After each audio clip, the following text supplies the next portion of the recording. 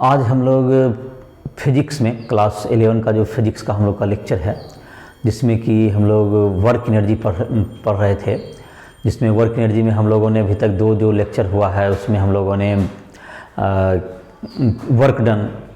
Work energy theorem, जो कि kinetic work done by total external by total forces is equal to change in kinetic energy of the system, इसके बारे में पढ़ा। Work done का ये स्टेटमेंट हम लोगों ने वर्क एनर्जी थ्योरम का ये पढ़ा।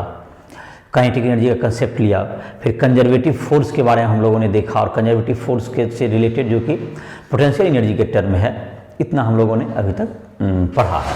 तो पोटेंशियल एनर्जी, जैसे कि तुमको पोटेंशियल एनर्जी हो गया, तुमको ग्रेविटेशन पोटेंशियल एनर्जी जो कि हाइट के आधार पर mgh, मतलब जितना हाइट, जिस रेफरेंस से जितना हाइट, जहाँ रेफरेंस लेते हैं उससे जितना हाइट जाते हैं अकॉर्डिंगली, अगर ग्रेविटी का है तो हाइट, अगर h हाइट राइज किए तो आपके increase in kinetic potential energy mgh होगी, और अगर h हाइट आप ड्रॉप कर गए तो उसमें डिक्रीज हो जाएगा। तो वो रेफरेंस पर डिपेंड करता है किस रेफरेंस से आप तुलना करते हैं। दूसरा, ग्रेविटेशन पोटेंशियल एनर्जी के साथ साथ एक स्प्रिंग के साथ जो एनर्जी जुड़ा हुआ रहता है, जो मैकेनिक्स में हम लोग काम करते हैं, that is spring potential energy.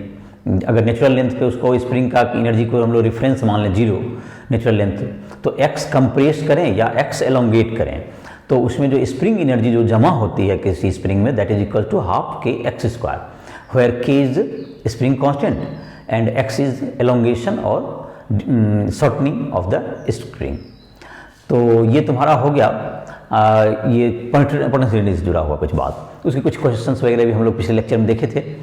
तो आज के लेक्चर में वर्क एनर्जी थ्योरम का एक स्टेटमेंट, जो वर्क एनर्जी थ्योरम हम लोगों ने पढ़ा है, उस वर्क एनर्जी थ्योरम का स्टेटमेंट हम लोग काइनेटिक और एनर्जी के रूप में जो हम लोगों ने पढ़ा था, work done by the total forces is equal to change in kinetic energy of the system. तो वर्क एनर्जी थ्योरम के इस स्टेटमेंट से हम लोग आगे बढ़ते हुए इसका एक मोर यूजफुल फॉर्म, जो कि work done by the external forces या work done by the work done by the non conservative forces is equal to change in mechanical energy of the system के बारे में पढ़ेंगे। Mechanical energy means the kinetic energy plus potential energy of the system is known as the sum of potential and kinetic energy of the system is known as mechanical energy of the system. ये total energy नहीं कहलाएगा, ये mechanical energy, kinetic energy plus potential energy के सम को हम लोग क्या कहते हैं, मैकेनिकल एनर्जी।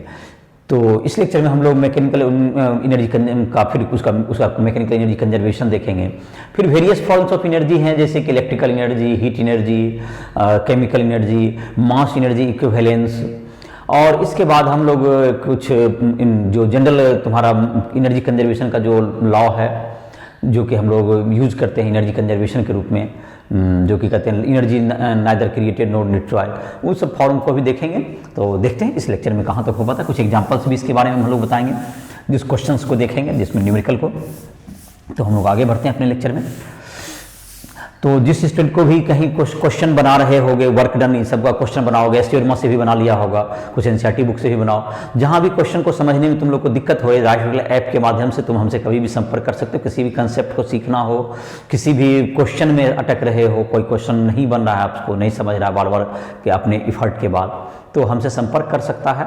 पर्सनली भी हमसे कांटेक्ट करने के लिए राइट ऐप को प्ले स्टोर से डाउनलोड करो, उसमें हमारे जो है कांटेक्ट के मोबाइल नंबर हैं, ईमेल है या व्हाट्सएप है, सब मिल जाएगा।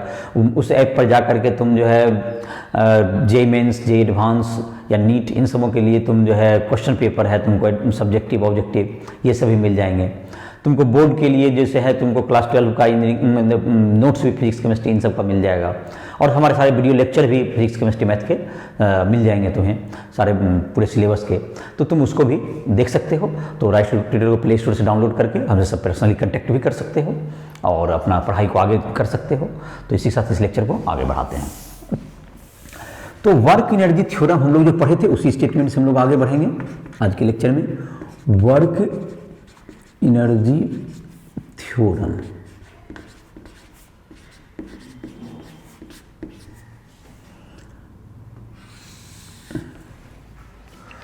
तो वर्क एनर्जी थ्योरम हो गया, द वर्क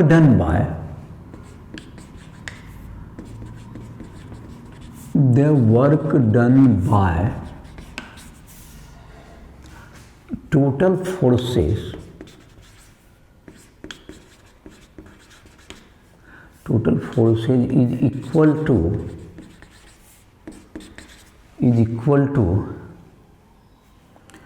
change in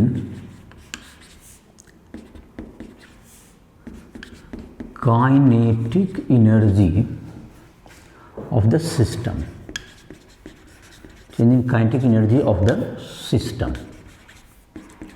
ये हम लोगों ने पहले ही इसका वर्कनीड थ्योरम का स्टेटमेंट पढ़ा था। इस स्टेटमेंट से ही हम लोग आगे बढ़ेंगे। Work done by all force is equal to K F minus K I. K F क्या होगा तुमको? Final kinetic energy. K F equals to final kinetic energy, final kinetic energy, K I initial kinetic energy. तो work done by all forces is equal to this one. अब all forces को हम लोग अगर external और internal दो part में बांट सकते हैं। कुछ जो सिस्टम के बाहर के फोर्सेस हैं और कुछ इंटरनल फोर्सेस हैं, तो उसको हम लोग अलग अलग कर सकते हैं। इंटरनल में कुछ फोर्स कंजर्वेटिव होते हैं, नेचर के होते हैं, और इंटरनल में कुछ फोर्स नॉन कंजर्वेटिव नेचर के होते हैं। जैसे सिस्टम पर डिफाइन करेंगे हम लोग, किस सिस्टम पर, जैसे सिस्टम को हम लोग डिफाइन करते हैं तो सिस्टम में हम लोगों का ये देखा जाएगा work done by all forces. तो ऑल फोर्सेज में work done by external plus work done by internal forces is equal to K F minus K I. तो work done by external force जो है तुमको, ये तो work done by external plus इसको जो है तुमको दो पार्ट में बांट सकते हो। ये work done by non conservative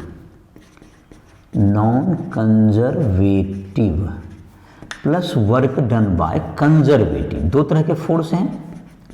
conservative जिसमें कि वर्क डन जो है तुमको स्टेट सिस्टम के स्टेट पर निर्भर करता है, ना कि उसके जिस फंक्शन के द्वारा वर्क डन जो है तुमको पोजीशन पर डिपेंड करता हो, सिर्फ स्टेट पर, ना कि पाथ पर। उसको हम लोग क्या कहते हैं? Conservative force. कंजर्वेटिव फोर्स का देख सकते हो, पिछले लेक्चर में तुम्हें देखा होगा। तो ये तुम्हारा हो गया work done by non conservative force.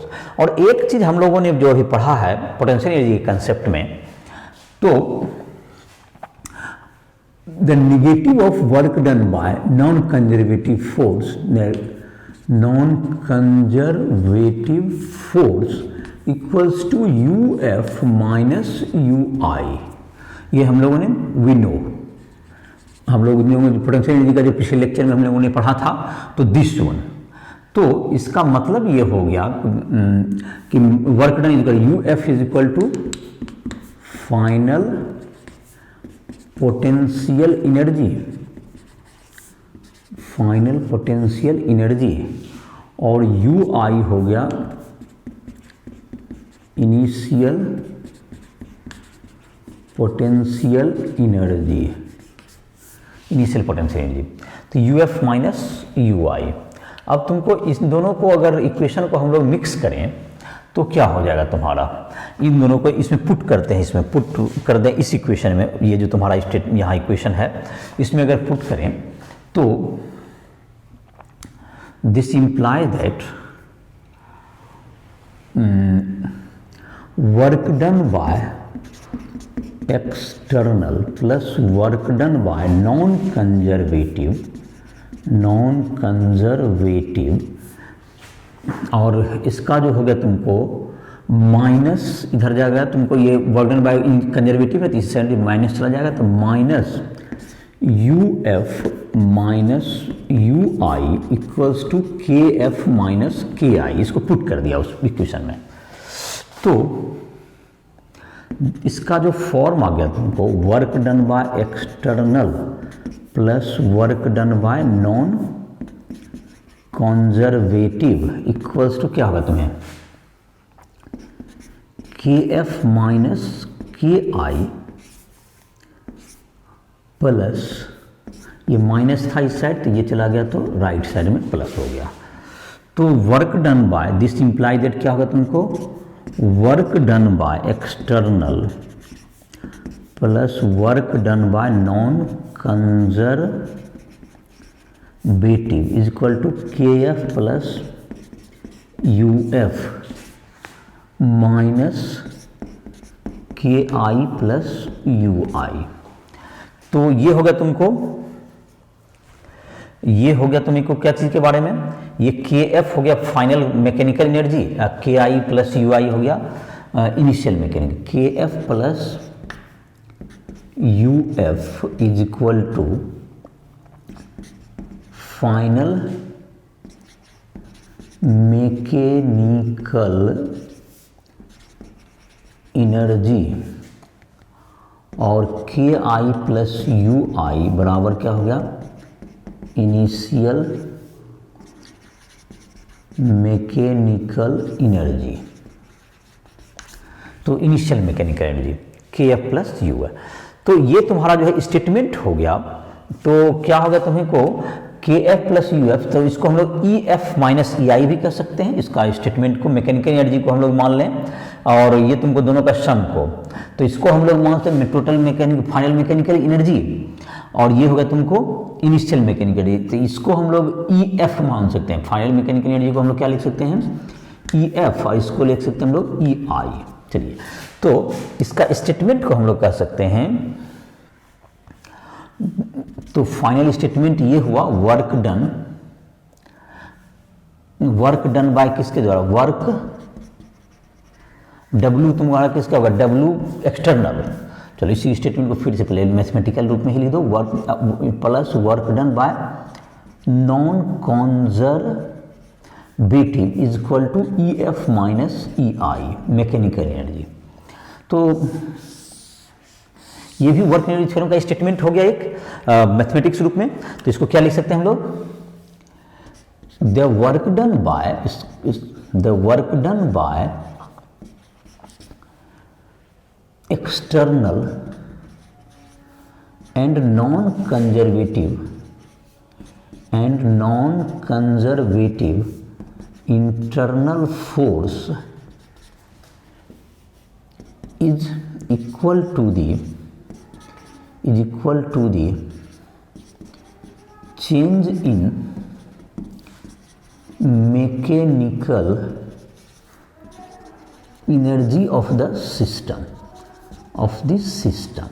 Mechanical energy के चेंज के इक्वल होगा, मैकेनिकल एनर्जी में चेंज के इक्वल होगा ये सिस्टम का। तो ये होगा तुम्हारा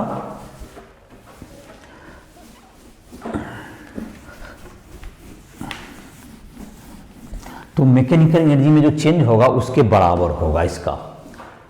तो अब तुम्हारा स्टेटमेंट इसका हो गया कि वर्क डन बाय, जो कि तुम्हारा वर्क एनर्जी थ्योरम क्या स्टेटमेंट आ गया, work done by external force, the sum of work done by external force plus sum of work done by non conservative force का, दोनों का जो सम होगा वो किसके इक्वल होगा, सिस्टम के मैकेनिकल एनर्जी के चेंज के बराबर होगा। और अगर टोटल फोर्स के द्वारा वर्क डन लेते हैं तो वो किसके इक्वल होता है, चेंज इन काइनेटिक एनर्जी के इक्वल होता है। तो हम लोग एक इस क्वेश्चन देखते हैं जिसमें कि नॉन कंजर्वेटिव फोर्सेस भी हों, और इस तरह से हम लोग क्या कर सकते हैं, उसके द्वारा इस स्टेटमेंट से एक क्वेश्चन पहले देख लेते हैं, एक क्वेश्चन को, फिर तो आगे बढ़ते हैं।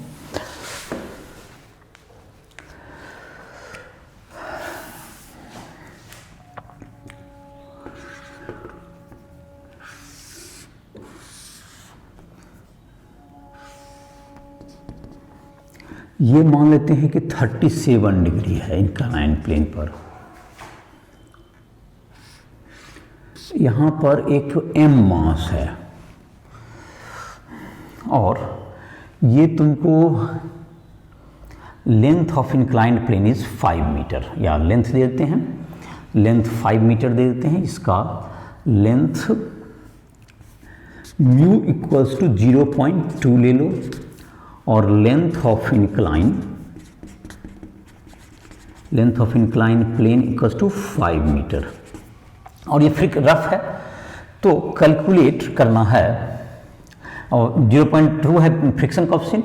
ये बॉडी को यहाँ से रिलीज कर दिया जाए हाइट पर, यहाँ से इस ऊपर से, तो जब नीचे आएगा बॉटम में आ जाए, calculate the velocity of the body, calculate the velocity of body when it reaches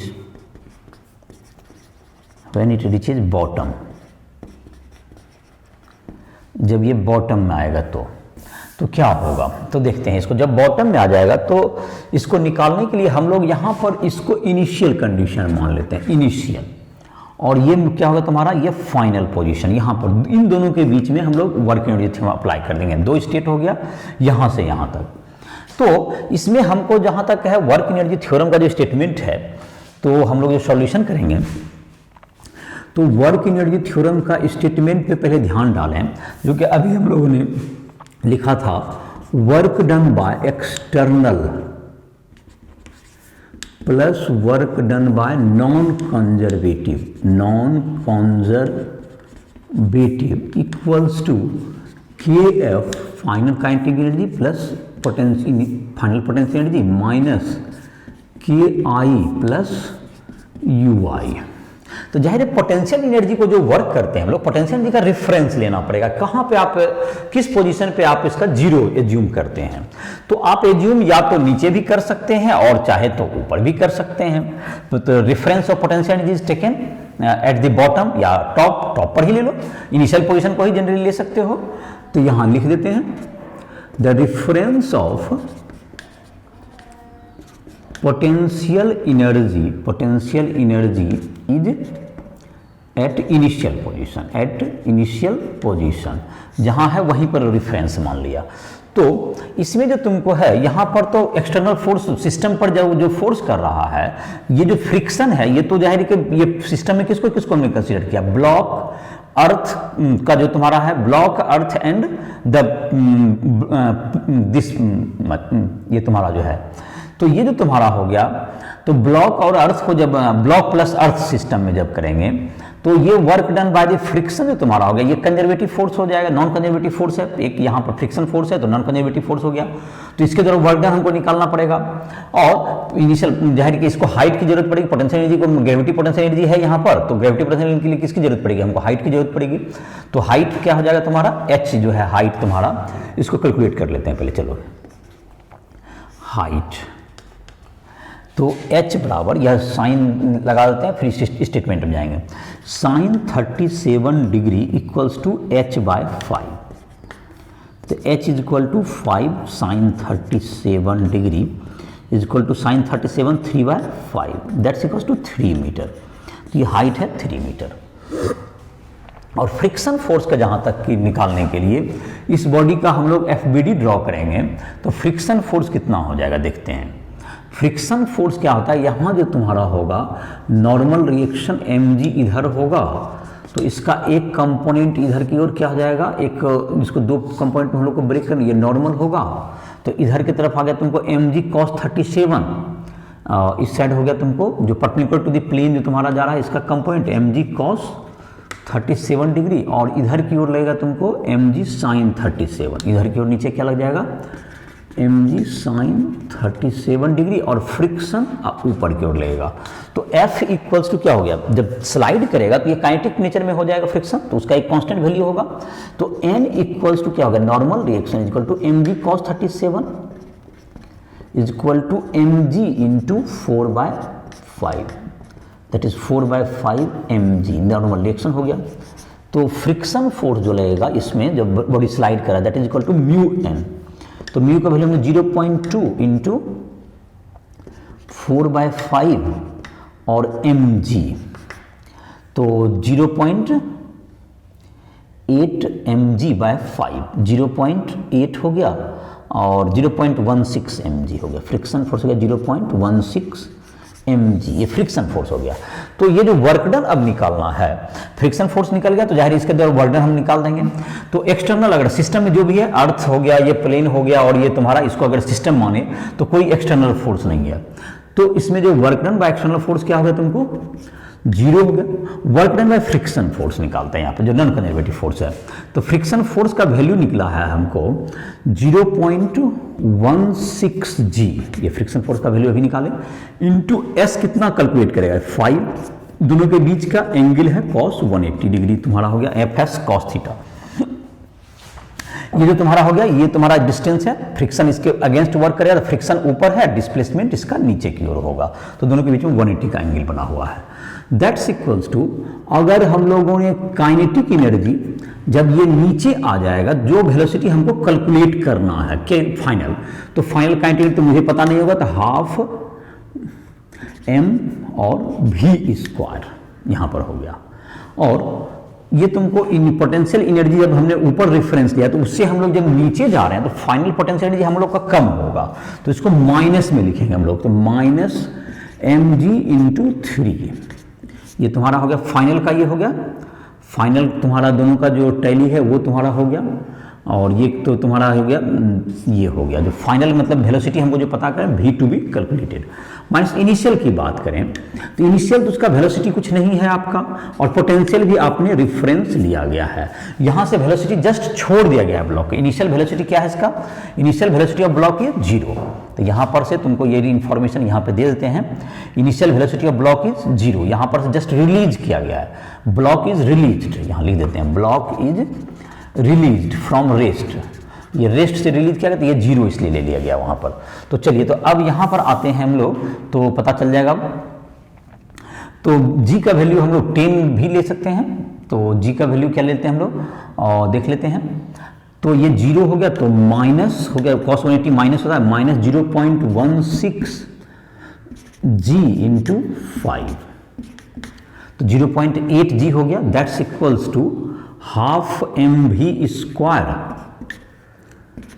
half M V square minus M G, M into G into 3, ये h का वैल्यू माइनस एम जी इंटू 3, तो ये तुम्हारा half M V square is equal to क्या होगा तुम्हारा, ये इधर की साइड आ जाएगा, g का वैल्यू टेक g बराबर 10 ले, तो take g equals to 10 metre पर सेकेंड स्क्वायर, इसको ले लेते हैं। चलो, तो half M V square equals to क्या होगा तुम्हें, ये हाफ एम वी स्क्वायर, ये माइनस की साइड जाके प्लस हो जाएगा, तो एम जी, तो एम गुना क्या होगा तुमको, जी का वैल्यू 10 लेते हैं, तो 30 हो गया, 30 एम हो गया, ये 30 एम माइनस 0.16 इंटू 5 है, 0.8 हो गया, इंटू जी का वैल्यू तो 8g माइनस 8m हो गया, 30m माइनस 8m, ओके। तो ये तुम्हारा जी का वैल्यू 10 लेने के बाद तो 22m हो गया, तो v इज इक्वल टू क्या होगा तुमको, √44 मीटर पर सेकेंड, ये आंसर हो गया तुम्हें 44 √, तो देख सकते हैं इसको। तो ये तुम्हारा हाफ एम वी स्क्वायर हो गया, और यहाँ पर एम जी एच था, जी का वैल्यू हमने कितना लिया 10 इंटू 30, तो ये हो गया 10 इंटू क्या होगा तुम्हें 10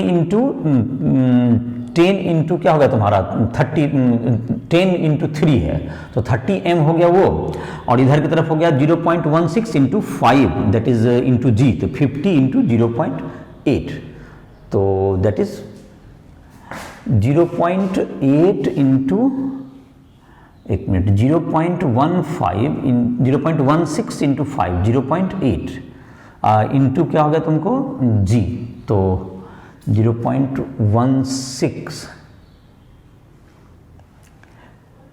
हाँ, तो ये कहीं देखते हैं इसका calculation, M G sine 30, mu M G sine 30, तो ये तुम्हारा आ गया म्यू का वैल्यू 0.2 इंटू एम इंटू 10, तो 2 गुना क्या हो जाएगा तुमको, 2 गुना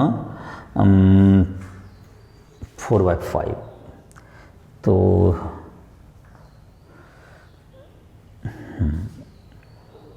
1.6 इंटू, हाँ ठीक है, इंटू डिस्टेंस 5, तो ये हो गया तुम्हारा कैलकुलेशन, चेक कर लिए। तो ये तुम्हारा हो गया कि ये समझ में आ गया कि इसमें क्या क्या हमने यूज किया, वर्क एनर्जी थ्योरम के आधार पर इस क्वेश्चन को हमने सॉल्व किया। तो इसमें किस ढंग से वर्क एनर्जी थ्योरम ने मदद किया हमको, देखो जब पोटेंशियल एनर्जी की जहां तक बात है इसमें समझने में, इनिशियल को आपने रेफरेंस लिया तो ये 0 हो गया, और जब फाइनली जो हमारा बॉडी है वो नीचे आ गया, कितना हाइट से मतलब है, इसका डिस्टेंस से मतलब नहीं है।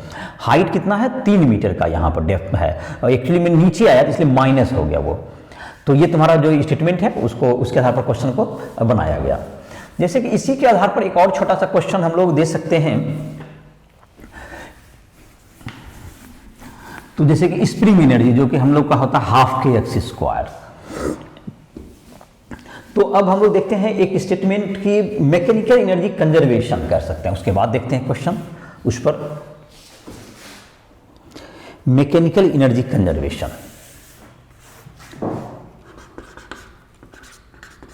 Mechanical energy conservation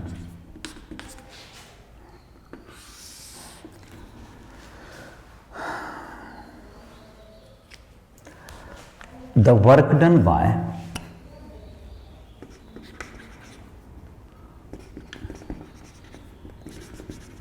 work done by external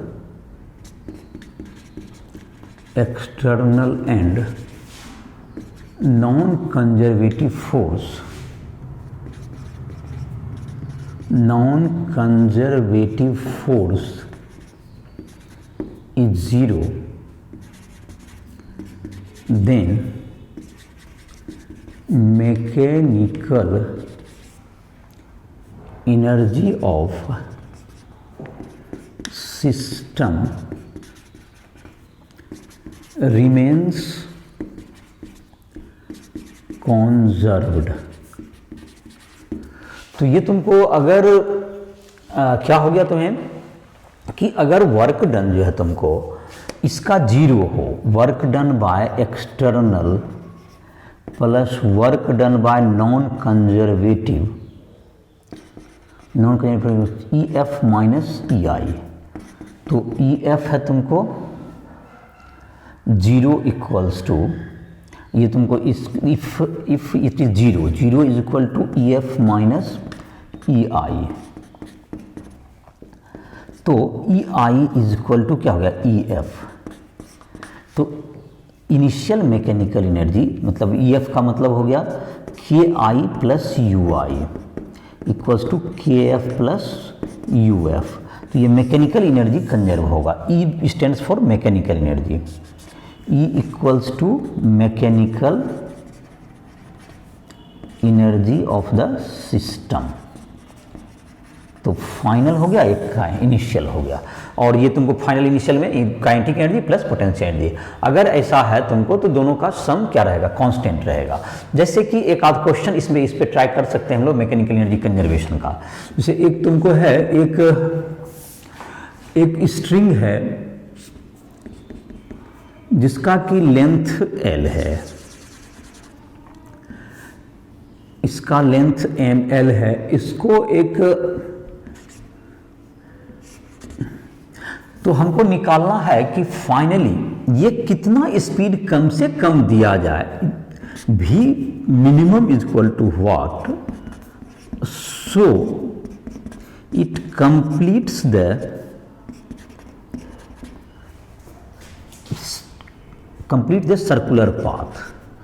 circular path मतलब पूरा सर्किल में ये घूम जाए, फुल सर्किल रोटेट करे।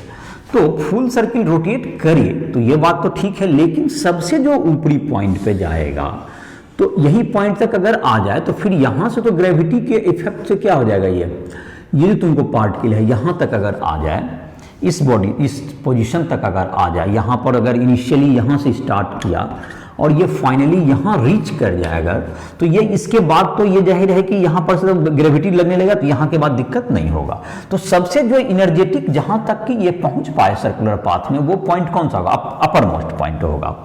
तो मिनिमम एनर्जी निकालना है, इस क्वेश्चन को सॉल्व करना है हमको।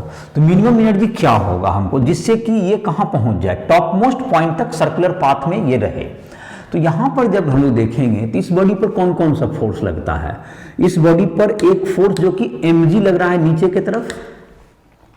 तो ये जो mg होगा यहां पर भी कितना होना चाहिए कि ये जो तुम्हारा है, और टेंशन इन स्ट्रिंग, टेंशन लगता, टेंशन जब तक नहीं रहेगा सेंट्रीपिटल फोर्स प्रोवाइड नहीं होगा। तो mg plus T equals to क्या होना चाहिए, ये जो सेंट्रीपिटल फोर्स पड़ेगा, तो mg plus T acts towards centre which provides centripetal force, ये सेंट्रीपेटल फोर्स प्रोवाइड करेगा। तो T plus mg equals to mv square by L हो जाएगा, mv स्क्वायर बाय L। तो यहां पर जहां तक है इस ये तुमको वेलोसिटी एट टॉप पोजीशन भी, where v is equal to velocity of at top, velocity at highest point, v is equal to velocity at highest point of trajectory के हाईएस्ट पॉइंट पे। तो ये तुम्हारा ट्रेजेक्ट्री जहां तक जाएगा, सर्कुलर पाथ जो तुम्हारा ट्रेजेक्ट्री है यहाँ, तो t प्लस mg। लेकिन हमको यहां पर मिनिमम होने के लिए चाहिए, तो for circular t should be equal to, t का वैल्यू कम से, v का वैल्यू कम से कम हो, इसके लिए t का to be limiting case t equals to 0। तो mg इक्वल्स टू क्या हो गया, mv स्क्वायर बाय l। तो v is equal to root under gl, ये टॉप पोजीशन पे इतना स्पीड कम से कम चाहिए। ये सर्कुलर मोशन के कंसेप्ट से आया कि टेंशन और mg जो है सर्कुलर पाथ में जाना है। अगर ये रॉड होता, अगर स्ट्रिंग के बजाय ये रॉड होता, अगर ये स्ट्रिंग ना होकर के क्या हो जाता, अगर ये रॉड होता, ये स्ट्रिंग है तुम्हारा, ध्यान रहे ये क्या है, light string, light inextensible string है ये। तो ये स्ट्रिंग है, तो जाहिर है कि ये स्लैग करने की संभावना, अगर टेंशन 0 हो गया, और तो ये जो तुम्हारा जैसे घुमा रहे हैं किसी चीज को, अगर ये टेंशन, अगर ये रॉड है तो रॉड में घुमाएंगे तो इसमें टेंशन 0 होने की डर नहीं होती है। तो ये चीज करने की हमको रॉड में जरूरत नहीं पड़ेगा, रॉड से कोई बॉडी को स्टिक कर दें यहाँ पर, तो कोई बॉडी अगर रॉड है तो ये हार्ड होगा, ये मासलेस रॉड होना चाहिए, और ये हार्ड है अगर, तो ये मासलेस रॉड अगर मास होगा तो फिर हम लोग रोटेशन मैकेनिक्स जो आगे पढ़ेंगे उसकी जरूरत पड़ जाएगी। तो मासलेस रॉड पे ये अटैच है अगर, तो यहां पर जो होगा तो इसमें टेंशन 0 नहीं होगा, तो उस स्थिति में इसकी जरूरत नहीं पड़ेगी टेंशन को। तो ये बात ध्यान रहेगा, अगर सेंट्रीपिटल फोर्स नहीं प्रोवाइड हो पाएगा, टेंशन अगर, तो मिनिमम इतना वेलोसिटी चाहिए। तो टेंशन वेलोसिटी को कुछ स्टूडेंट क्या करते हैं, यहां पर मिनिमम जब हम लोग यहां जब बनाने लगते हैं तो वेलोसिटी को यहां 0 कर देता है। अब तुमको यहां पर मैकेनिकल हम लोग लगाएंगे, तो यहां पर इस सिस्टम पर कोई एक्सटर्नल फोर्स नहीं है, ग्रेविटी फोर्स अगर सिस्टम में हम लोग मानते हैं अर्थ प्लस बॉडी, सिस्टम में क्या मान लिए हम लोग, अर्थ प्लस बॉडी, सिस्टम हम लोग मान लिए अर्थ प्लस बॉडी, इसको सिस्टम में हम लोग कंसीडर किए। तो इसका मतलब ये हो गया तुमको कि अर्थ प्लस बॉडी का जो सिस्टम में अगर कंसीडर हुआ, तो इसमें क्या लगाएंगे, mechanical energy, no external and non-conservative force is present, non-conservative force is present। यहाँ air friction value 0, so mechanical energy of system remains conserved। तो EI या KI plus UI, initial kinetic energy plus potential energy, final kinetic energy plus potential energy. तो initial position हम लोग कहाँ मान लेंगे, इसका इनिशियल हम लोग मान लेते हैं नीचे के पोजीशन को, और फाइनल कहाँ मान लिए, ऊपर को। तो इनिशियल पर ही रेफरेंस इसका सेट कर लेते हैं, take initial position as reference, यहाँ पर लिख देते हैं take initial position as reference of potential energy. तो रेफरेंस पे पोटेंशियल एनर्जी 0 हो गया, और यहां से हम कितना हाइट जाएंगे, 2L हाइट पे जाएंगे फाइनल में। तो काइनेटिक एनर्जी तो हमारा फाइनल का निकल चुका है, that is equal to half m into V square. Final kinetic, ये इनिशियल काइनेटिक एनर्जी हमको जो निकालना है, चलिए इधर इनिशियल का केस देते हैं, तो इनिशियल में देते हैं, चलिए तो उधर फाइनल उस साइड है। तो इनिशियल काइनेटिक एनर्जी हमें हाफ m v मिनिमम जिसको कह रहे हैं हम लोग का स्क्वायर प्लस 0 हो, प्लस तुम्हारा क्या हो गया, mg into 2L plus mg into 2L, initial में पोटेंशियल एनर्जी जीरो हो गया, हम इनिशियल पोटेंशियल नीचे रेफरेंस है हमारा, और फाइनल काइनेटिक एनर्जी कितना है, half m into root under g L का होल स्क्वायर प्लस एम जी इंटू 2L हो गया पोटेंशियल एनर्जी। तो V मिनिमम जो आ गया तुम्हारा इस इक्वेशन से सॉल्व हो गया रूट अंडर 5GL, ये वैल्यू आ गया तुम्हारा।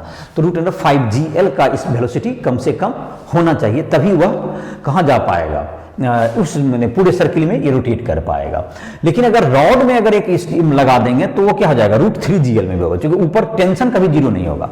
टेंशन पर क्यों फोकस कर रहे हैं, क्योंकि नहीं तो वो सर्कुलर पाथ ही उसका क्या हो जाएगा, समाप्त हो जाएगा, इसलिए टेंशन को जीरो नहीं करना है। ये तुम्हारा हो गया इसका। अगला है तुमको पार्ट, ये तुम्हारा मैकेनिकल एनर्जी कंजर्वेशन का एक क्वेश्चन हमने बताया कि इसमें मैकेनिकल एनर्जी को कंजर्व करके हम लोग क्या कर सकते हैं, क्वेश्चंस को सॉल्व कर सकते हैं। जैसे कि स्प्रिंग में एनर्जी है, तो कोई स्प्रिंग में अगर बॉडी को अटैच कर दिए तो उसको कैलकुलेट करना है कि जब वह मीन पोजीशन पर जाए तो कितना वेलोसिटी होगा।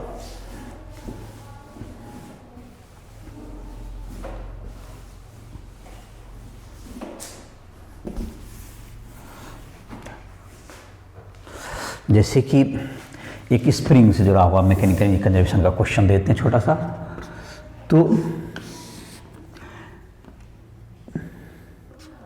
एक स्प्रिंग से एक बॉडी है अटैच, ये मास m है, स्प्रिंग का k हो गया 200 न्यूटन पर मीटर।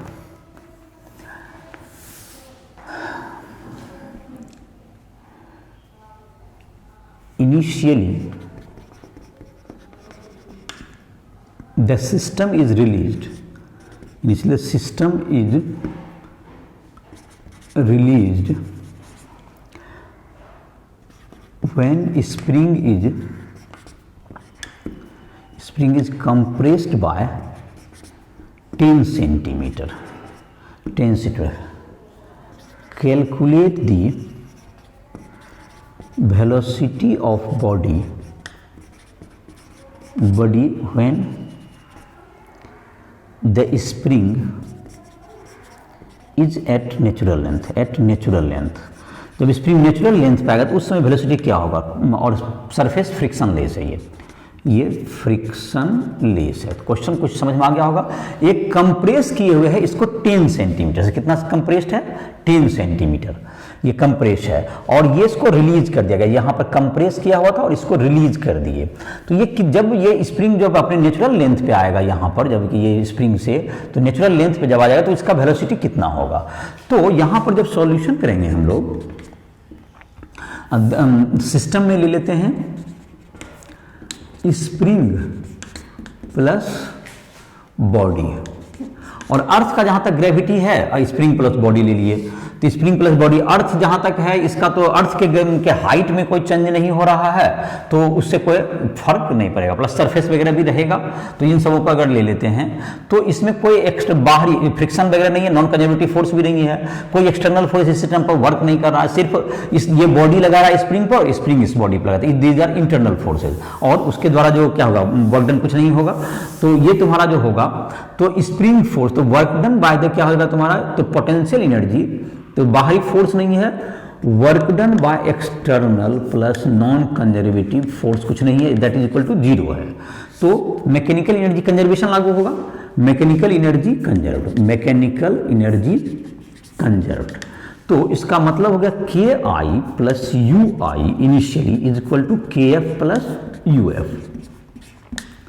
तो स्प्रिंग का जो पोटेंशियल एनर्जी है at natural length is taken to be 0, तो मतलब फाइनल पोजीशन है वो, ये तुमको इनिशियल पोजीशन जहां से रिलीज किया गया, और ये जब फाइनली कहां पहुंचेगा, ये जबकि कुछ 10 सेंटीमीटर दूर पहुंच जाएगा, ये तुमको डिस्टेंस होगा 10 सेंटीमीटर, ये नेचुरल लेंथ है, नेचुरल लेंथ ये फाइनल हुआ, natural length it mean position, ये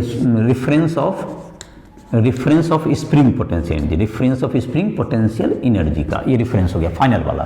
तो इनिशियल तो ये क्या है, कंप्रेस है स्प्रिंग, इनिशियली तो तुमको काइनेटिक एनर्जी जस्ट इसको रिलीज किया जा रहा था, काइनेटिक एनर्जी तो इसको 0 हो गया, लेकिन स्प्रिंग का पोटेंशियल एनर्जी स्प्रिंग के रूप में ½ kx² रहेगा, और फाइनली तुमको क्या होगा, बॉडी जब वहां पर कितना वेलोसिटी होता है यही हमें कैलकुलेट करता है, हाफ एम वी स्क्वायर हो गया वहां पर, और जब ये नेचुरल लेंथ पे आ गया तो ये पोटेंशियल एनर्जी क्या हो गया, जीरो हो गया।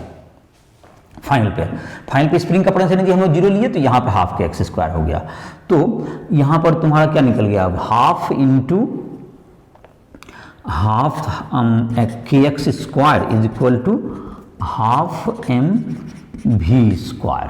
तो हाफ हाफ तुम्हारा कैंसिल हो गया, तो यहाँ पर हो गया तुमको के एम का वैल्यू तुमको दे देंगे, अच्छा V is equal to root under K by M into X, और के का वैल्यू है 200 है। इफ मास को ले लेते हैं हम लोग 2 kg, इसका मास ले लेते हैं हम लोग, मास ऑफ बॉडी है तुमको 2 kg, ये मास m बराबर 2 kg, इसको लिख देते हैं m equals to 2 kg mass, 2 kg mass, m is equal to 2 kg दिया हुआ है। तो इसको ले लेते हैं यहाँ पर, तो क्या होगा, तुम्हें ये एक्सप्रेशन तो आ ही चुका है, अब तो इसको जस्ट वैल्यू पुट कर लेना है। तो 200/2 इंटू क्या होगा तुमको x के बराबर, x हो गया 10 सेंटीमीटर, 10/100 मीटर। तो ये तुम्हारा हो गया, ये 10/100 मीटर पर, ये मीटर पर सेकेंड में हो गया ये तुम्हारा वेलोसिटी। तो ये तुम्हारा आ गया रूट एक्स, तो 200/2 10 हो गया, और 10 और तुम्हारा 10 और 10 कैंसिल हो गया, that is equal to 1 metre पर सेकेंड का ये वेलोसिटी आ जाएगा। जब ये ब्लॉक कहाँ पहुंचेगा, ये जब ब्लॉक ये पहुंचेगा अपने नेचुरल लेंथ पे, तो इसे 1 मीटर पर सेकेंड का स्पीड होगा। और फिर जाहिर है कि जब पूरा स्प्रिंग फिर जब, तो ये फिर रुकेगा कैसे, जैसे इसको छोड़ दिए तो ये रिलीज, ये स्प्रिंग फोर्स के कारण जो दबा हुआ था तो फिर रिलीज हुआ तो अपने यहाँ तक आया, फिर ये कहाँ तक जाएगा, जहाँ तक कि फिर वेलोसिटी जीरो होगा तो स्प्रिंग पे फिर 10 सेंटीमीटर ये एलोंगेट हो जाएगा, और इस प्रकार से ये मोशन चलते रहता है, जो कि हम लोग आगे के चैप्टर्स में जब देखेंगे तो इस तरह के मोशन को हम लोग एसएचएम कहते हैं, सिंपल हार्मोनिक मोशन, तो उसकी चर्चा आगे करेंगे। तो ये तुम्हारा जो है कोई फ्रिक्शनलेस सरफेस पर अगर ये है, तुमको इसको पुश करके 10 सेंटीमीटर पुश करके छोड़ दिए, तो इसका 2 kg का मास है, स्प्रिंग कांस्टेंट 200 न्यूटन पर मीटर है, 10 सेंटीमीटर इसको पुश करके छोड़े तो ये कितना जाएगा तुमको, फिर आगे यहाँ पर जब आएगा तो 1 मीटर पर सेकेंड वेलोसिटी आ जाएगा। इस वेलोसिटी के कारण नेचुरल लेंथ पे क्या होगा, ये बॉडी इधर जाएगा, फिर ये लौटेगा, इस तरह से ये चलता रहेगा। तो ये तुम्हारा हो गया स्प्रिंग एनर्जी को से मैकेनिकल कंजर्वेशन। अब जहां तक कि कुछ एनर्जी कंजर्वेशन के कुछ एनर्जी है तुमको, वेरियस फॉर्म ऑफ एनर्जी है, जैसे हीट एनर्जी है तुमको, लाइट एनर्जी, इलेक्ट्रिकल एनर्जी, ये सब भी फॉर्म्स ऑफ क्या है, एनर्जी है, लाइट एनर्जी, केमिकल एनर्जी, और मास एनर्जी इक्विवेलेंस भी होता है तुमको। तो हीट एनर्जी, तो हीट एनर्जी क्या हो गया तुमको, various forms of energy, various forms of energy. Energy के जैसे फॉर्म है तुमको, हीट एनर्जी, कोई बॉडी को हीट रहता है जिसके कारण के जो हीट में हम लोग पढ़ेंगे, the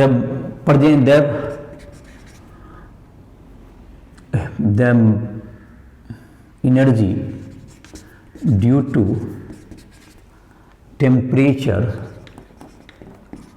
of body, temperature of body is heat energy, is heat energy. जैसे कि हम लोग किसी चीज को गर्म करते हैं तो उसका हीट एनर्जी क्या होता है, ये एक्चुअली में हीट, उसका टेम्परेचर होता है, कोई बॉडी का इंटरनल एनर्जी से जुड़ा हुआ है ये। उसको जो हीट करते हैं तो उसके मॉलिक्यूल होते हैं, मॉलिक्यूल हीट होते हैं, तो उसके साथ मतलब उसके मोशन होते हैं, तो मॉलिक्यूल के मोशन के कारण काइनेटिक एनर्जी से ही ये भी रिलेटेड होता है। तो ये तुमका, लेकिन मॉलिक्यूल बहुत से होते हैं तो उसको हम लोग एक मतलब हीट एनर्जी के रूप में एक अलग से उसको डिफाइन करते हैं।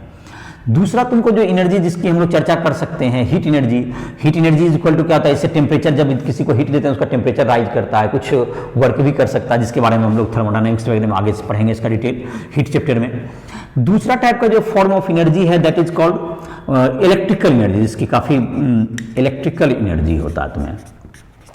तो ये जैसे कि हम लोग क्या करते हैं कि जब हम लोग इलेक्ट्रिसिटी में का यूज करते हैं, जैसे कि हम लोग जबकि मैकेनिकल एनर्जी को, मैकेनिकल एनर्जी जैसे कि तुमको हाइड्रो इलेक्ट्रिक पावर प्लांट में पोटेंशियल एनर्जी को क्या करते हैं, कन्वर्ट करते हैं मैकेनिकल एनर्जी, इलेक्ट्रिकल एनर्जी में। इन हाइड्रो इलेक्ट्रिक प्लांट एक फॉर्म से दूसरा फॉर्म में इसको चेंज करते हैं, तो इलेक्ट्रिक रूप में आ जाता है, जो कि हमारा बिजली है, हमारा जो कि सारा इलेक्ट्रिसिटी के रूप में जो आता है इलेक्ट्रिकल एनर्जी, ये भी एनर्जी का फॉर्म है। तीसरा है तुमको केमिकल एनर्जी, जो कि इंपॉर्टेंट है तुम्हारा, केमिकल एनर्जी। ये तुमको जो कि बॉन्ड को हम लोग ब्रेक करते हैं, तो किसी बॉन्ड को ब्रेक करते हैं, मॉलिक्यूल को ब्रेक करते हैं, किसी रिएक्शन में केमिकल रिएक्शन कराते हैं, या बैटरी में जो तो एनर्जी होता है, ये सब किस फॉर्म में होता है? ये केमिकल एनर्जी के रूप में जमा होता है। जब कोई केमिकल रिएक्शन होता है, उससे बॉन्ड टूटते हैं, उससे एनर्जी रिलीज होता है, तो जिससे कि हम लोग काम कर सकते हैं। एक्सोथर्मिक रिएक्शन होता है, इंडोथर्मिक रिएक्शन होता है, तो ये सब तुम्हारे एनर्जी के, केमिकल एनर्जी के फॉर्म है, जिसके अलग अलग चैप्टर्स में चर्चा होते रहेगी। एक होता है तुमको मास एनर्जी इक्विवेलेंस है। उसके बाद अभी जो तुम्हारा है एक mass energy equivalence, mass energy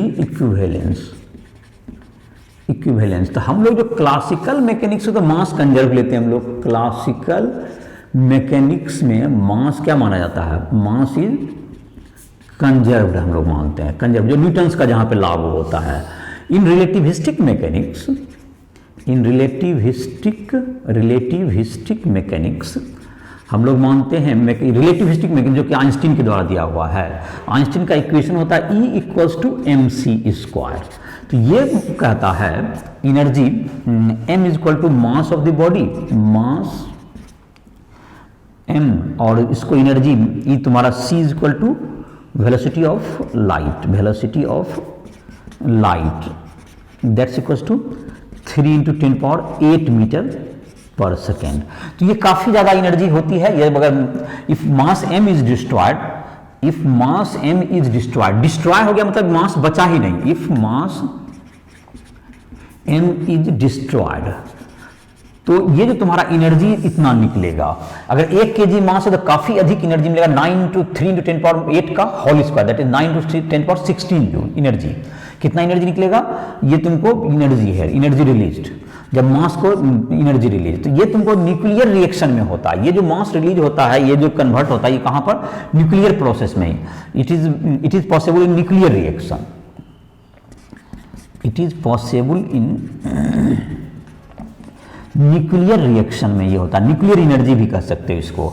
ये जो तुम्हारा है एक तरह से न्यूक्लियस में जो कि हम लोग का एनर्जी होता है, जो कि सन में है, जो कि तुम्हारा एनर्जी यही होता है। वहां पर मास क्या हो रहा है? डिस्ट्रॉय होता है, और वो एनर्जी के फॉर्म का, तो इतना हैवी एनर्जी मिलता है।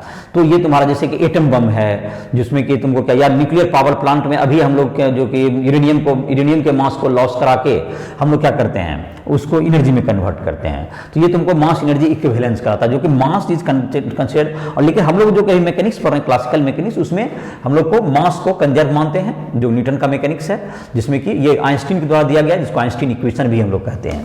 तो ये तुम्हारा वेरियस फॉर्म ऑफ एनर्जी था तुम्हारा कुछ, जिसकी कुछ चर्चा हो गई। और एक एनर्जी दूसरे फॉर्म में क्या होता है? एनर्जी कंजर्वेशन का दूसरा लॉ है, एनर्जी कंजर्वेशन का जो कि हम लोग का एक प्रिंसिपल है कि energy remains conserve, it can be, ये सिर्फ क्या हो सकता है? एक फॉर्म से दूसरे फॉर्म में चेंज हो सकता है। Energy conservation, the energy is conserved, it can be transformed from one form to another। इसको एक रूप से दूसरे रूप में हम लोग बदल सकते हैं, इसको लॉस नहीं कराते। जैसे कि कोई टेबल पर कोई बॉडी चल रहा है, तो हम लोग कहते हैं कि वर्क में फ्रिक्शन, तो वो बॉडी धीरे धीरे रुक गया, तो वहां पर तो मैकेनिकल एनर्जी लॉस हो गया मेरा, क्योंकि वेलोसिटी था तो हाफ mv² का काइनेटिक एनर्जी था उसके पास, जो कि आगे जाके रुक गया, और कोई पोटेंशियल का चेंज तो हुआ नहीं, हॉरिजॉन्टल टेबल है अगर आपका, तो ये बॉडी रुक गया, तो कहां गया एनर्जी?